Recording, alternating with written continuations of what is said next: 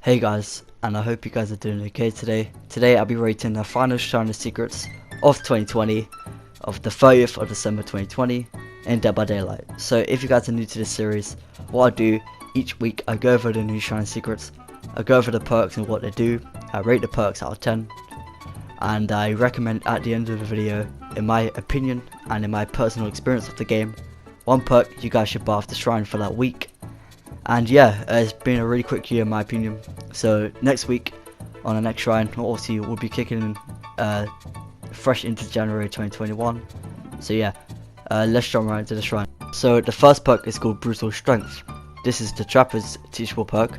So what this perk does: destroy dropped pallets and breakable walls and damage generators at level 1 10%, level 2 15%, and at level 3 20% faster. So what I rate this perk out of 10? Probably a 5.5. It may seem a bit higher than you guys are probably thinking, but this perk isn't too bad. This perk is definitely solid if you're using Huntress, who's really slow, maybe Hag, Spirit obviously, just killers like with 110% movement speed, who don't have like insta downs to break it. But you kinda get what I mean, just to get back into the action a bit quicker. And trust me, using Brutal Strength on someone like Huntress and Spirit is a big difference, especially if you're going against a sweaty team. Trust me, it will. Like, just take that as fucking brutal advice, honestly. But yeah, let's move on to the second perk. So the second perk is called Detective's Hunch. This is Detective Tap's teachable perk. So what this perk does: after a generator is completed, the auras of generators, chest, totems within level 1 32, level 2 48, and level 3 64 meters are revealed to you for 10 seconds. If you are holding a map that can track objectives, generators revealed by Detective's Hunch are added to the map. So I'll rate this perk out of 10. Probably a 4.5. This perk isn't terrible, but it's too gimmicky in my opinion. I only use this perk if, I guess, I'm trying to do the term challenge, but just run a small game. This perk's kind of useless in my opinion, but it's still kind of cool to see auras. But yeah, it's just too gimmicky in my opinion. Let's move on to the third perk. So the third perk is called Nemesis. This is the only teachable perk. So what this perk does: a survivor who blinds you or stuns you using a pallet, locker, or locker becomes your obsession. So like any stun at all. Anytime a new survivor becomes the obsession, they are affected by the Oblivious status effect, which they have no tear radius, but they can still see a red stain. And they obviously are affected by it for level 1 40 seconds, level 2 50 seconds, and at level 3 60 seconds. And their aura is also revealed to you for 4 seconds. And obviously you can only become obsessed to one survivor at a time. So what I rate this perk out of 10? Probably a 5. I rate it 5 because you could do a lot with this perk individually. Like if you're running play with your food, it's good to switch obsessions, I guess. Same with Save the Best for Last. Just the obsession kind of perks, mixing it in.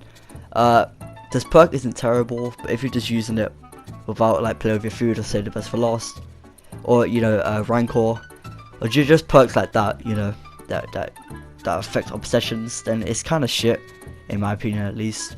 Now I've seen someone like Ghostface or Michael using it, but I'm just thinking why. Whatever. It's just stupid. But in my opinion, obviously, like all of these are my opinion. But remember, do take this as advice as well. Trust me, they may not seem that good on paper, but yeah, it's different in game. Trust me. Let's move on to the fourth and final perk. So the fourth and final perk is called Windows of Opportunity. This is Kate Denton's teachable perk. So what this perk does: auras of pallets, breakable walls, and vaults are revealed to you within a range of 20 meters.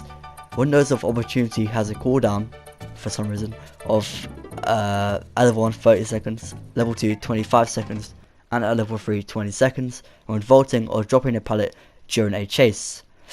Ooh, so what I rate this perk out of 10? Literally a fucking 2, a 2.5. Reason being I rate it so low is because it has a really ludicrous cooldown. Because let's all be honest, this perk's only useful when you're trying to learn towers as survivor, but I don't understand why you almost get punished for using a perk to learn towers, you know? I don't know, like, what are the devs trying to do with this perk? Like, without a cooldown, it isn't OP, because you're really only going to use it if you're trying to learn the palettes, the windows and everything. And like, even if you already know them all, it still isn't that OP. Like, really? A cooldown for someone trying to learn your basic towers?